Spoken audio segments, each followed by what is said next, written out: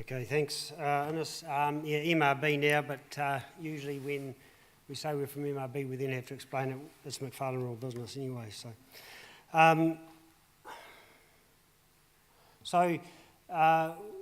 About 18 months ago, I guess we started looking at developing a farm system model or analysis, and really, if you want an analogy, it was, I guess, a little bit similar to the dairy farm system model that the dairy industry has in terms of the level 1 to 5. Some of you may be familiar with that. And I guess if you want an analogy, that's as close as we've got. Obviously different in a lot of ways. So I'll just go through where we are to date. So it looks a bit different than it did on mine. So basically, the idea of it is to compare the productive and financial performance between, I've said, hypothetical breeding and finishing farm systems. Okay, so what we have is we've looked at farm systems based on we've called it intensity of finishing or feeding, I should say, and intensity of breeding or differences in breeding. Okay, and we've done that for breeding farms and for finishing farms. Now today I'm just going to talk about the finishing project because that's taken up or been the focus to date. All right, so the idea is to provide insight to farmers of what potential benefits and differences exist between the farm systems, provide a catalyst for farmers to analyse and review their own farm systems, and provide a base to benchmark actual farm performance against using common metrics that we've used in this modelling. It's not a farm management tool, so it's not something we're rolling out to farms to replace FarmX or anything like that. It's really a conceptual farm system model. All right. If you also think you've all seen the growth curves, okay, so this is probably an extension of that in some degree as well. Okay, so in terms of the model, this is just an outlay of the finishing part. So if I put the whole slide up on the screen, there'd be a breeding part on top of this. So you can see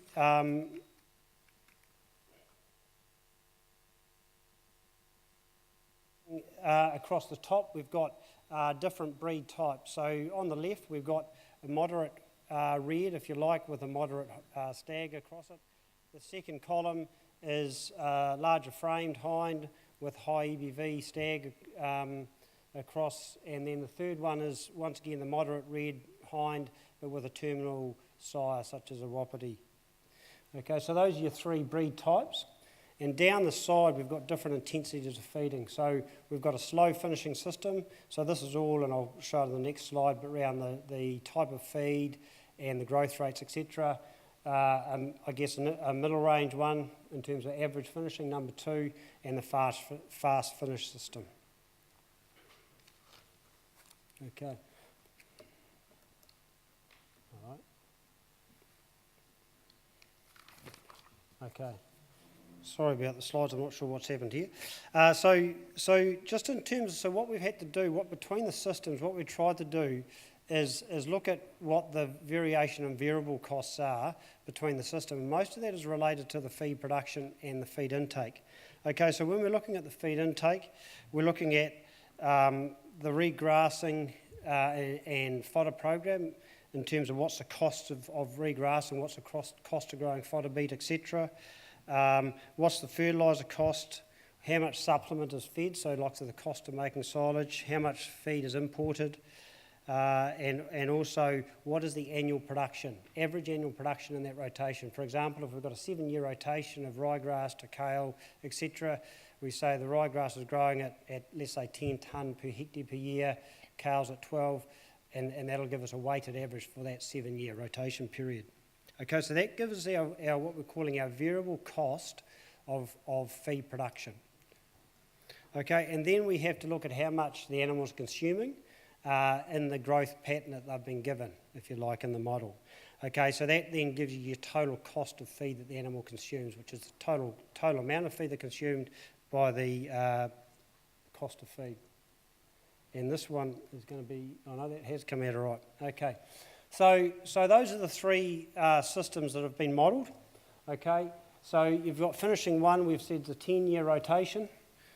Sorry, there's a 10-year rotation. Finishing system 2 is 7, and the very intensive one is 5 years, okay?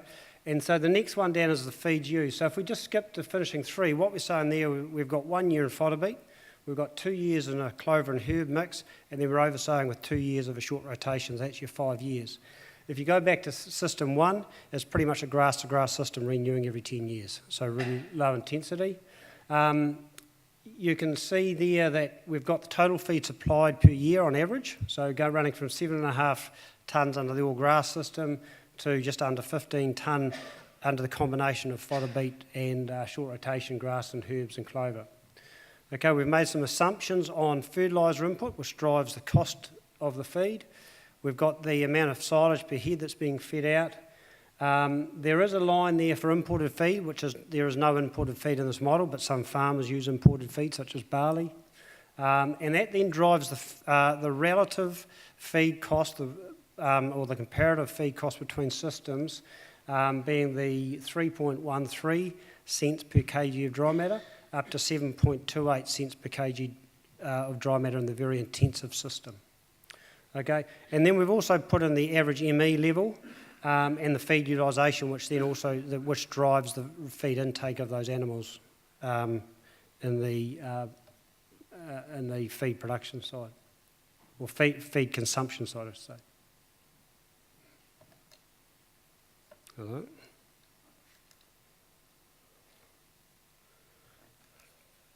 Right. Okay. So I'm not sure what's happened there, but this is just some outputs that have just some slides now. Some outputs that have dropped out of the model. So if we're looking at all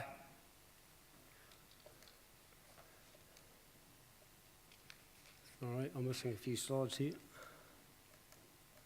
Okay, we'll go with what we've got. Okay, so I did have the days to finishing and growth rates, but they've seemed to have jumped out of here for some reason. So basically, if we looked at the days to finishing, so that's the length of time from the weaning date, which is set at 1 March, through to the average slaughter date.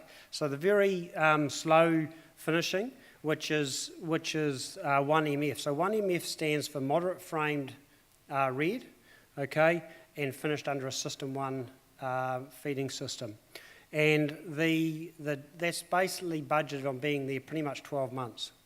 Okay, the very fast finishing ones are only there for about 220 odd days. Okay, and that slide's missing there, sorry, and so is the growth rate slide as well. So this is the carcass weight produced per hectare that the model drops out.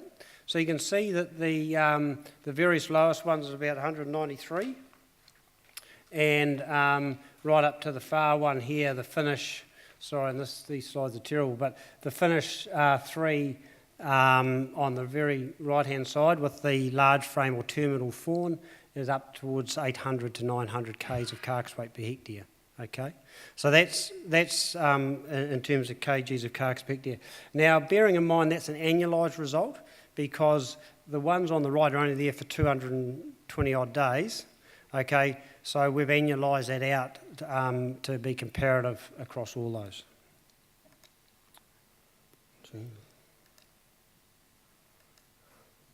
Sorry, I'm not getting what's happened here, Anna. Yeah, sorry, all the output slides are missing. I guess the best I can do is just talk to it. So what we have done is, I'll just skip back to the blank one for now. We have drilled it right down to return per hectare, okay, or you might call a net margin per hectare, and they range. Sorry,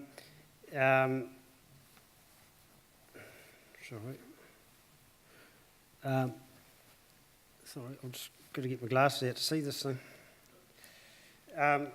So they're ranging from about $1,100 per hectare up to $2,300 between the lower finishing system with the moderate red up to the System 3 with the hybrid or the large frame red. Okay, so quite a significant difference in the return per hectare. As they going from about just over $1,000 per hectare up to over 2,500.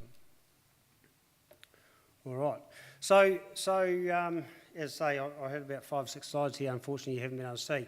But so what we then did was we road tested it. So we went out around 7 farms, 8 different systems, because one farm had 2 different systems on it. Okay, so 3 in the North Island and 5 in the South Island. And what we did was we went through their feed production cycle. So what was their rotation on farm? Some of them used quite a bit of imported supplement.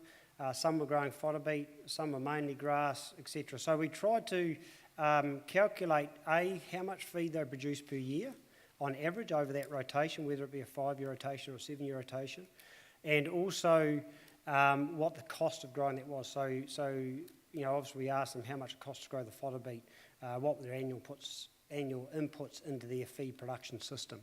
Okay, so we drew all that, and let's just hope the other slides are working. So that's good. So essentially, this is where we got to here. So on the right are the 3 finishing systems, okay, and the feed production that we saw previously in the presentation.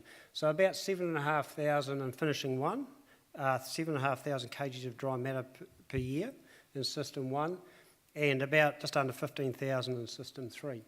Okay, the blue lines are the 8 farms or 8 systems that we went and road tested, and you can see they fell in those categories. And actually, when we matched them up and said, well, are they similar in what we're doing to the model systems, we weren't too far out. Obviously, we can't make one system to fit all, but actually I was quite happy that where it all fitted. Okay.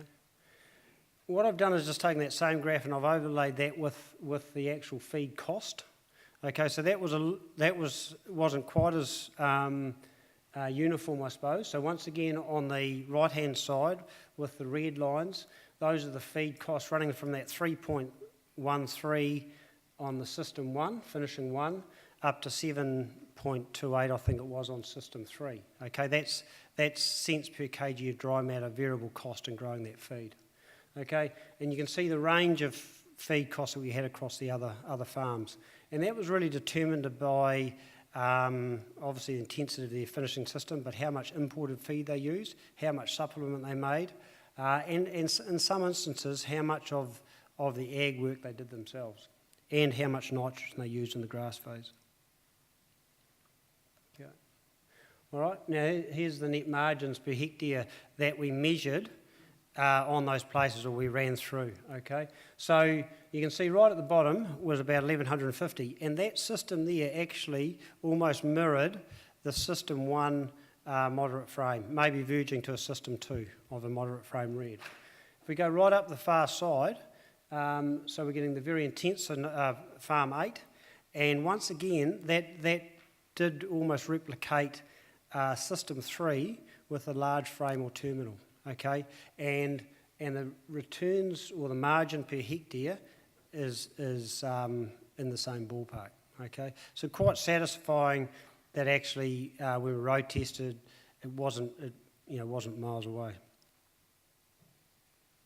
All right.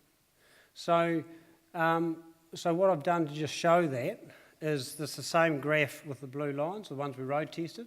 On the right are the results out of the model. Okay, so system 1 MF, so that's finishing 1, low intensity finishing with a moderate frame red, 1169, and you can see, as I said, down the bottom end of that graph, we're at 1151. Coming all the way up to the system 3 with a large frame or terminal, we're at 2,300, give or take, and we're about 2,500 to 6. Okay, so we're in the same realms. The main reason those 2, 7 and 8 exceeded the model was the cost of feed production was lower.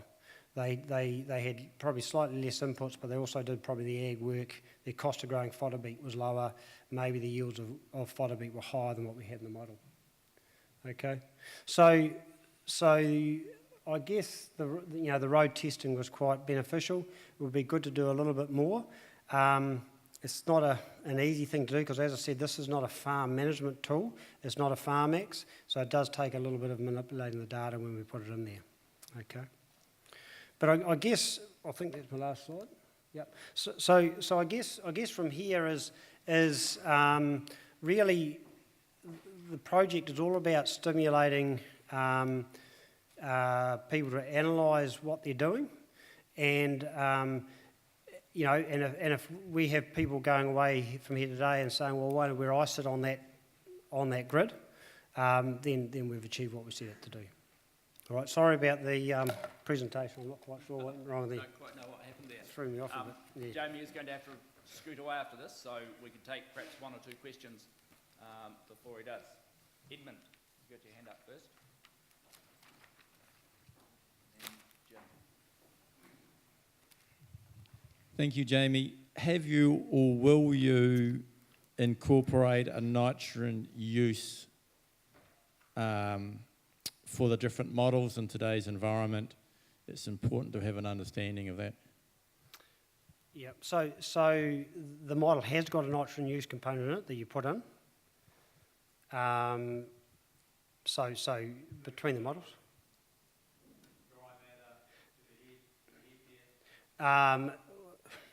No, we haven't. We could run that metric out if we could run that out because it's just the number of kgs of nitrogen we put in, and we can put it against any of the other metrics, whether it's per hectare or per kg of carcass produced. Yeah. I think it needs to be there as an indicator as well. Mm-hmm. Okay. Thank you. And Jim.